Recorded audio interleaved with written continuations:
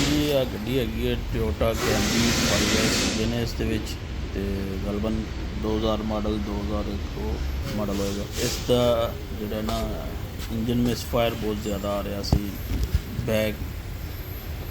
Back ਮਾਰ ਰਿਹਾ ਸੀ engine ਨਾ ਬੇਸਿਕਲੀ। ਟਾਈਮਿੰਗ ਹਰ ਚੀਜ਼ ਚੈੱਕ ਕਰਨ ਤੋਂ ਬਾਅਦ ਫਾਲਟ ਨਜ਼ਰ ਆਇਆ। ਇਹ ਕ੍ਰੈਂਕ ਦੀ ਪੁਲੀ ਦਾ ਜਿਹੜਾ ਇੱਕ ਦੰਦਾ ਹੈ ਨਾ ਉਹ ਟੁੱਟਿਆ ਹੋਇਆ। ਸਭ ਕੁਝ ਚੈੱਕ ਕਰਨ ਤੋਂ ਬਾਅਦ ਇਹ ਫਾਲਟ ਸਾਨੂੰ ਨਜ਼ਰ ਆਇਆ। ਇਸ ਨੂੰ ਚੇਂਜ ਕਰਾਂਗੇ ਇਨਸ਼ਾਅੱਲਾ ਗੱਡੀ ਓਕੇ ਹੋ ਜਾਏਗੀ।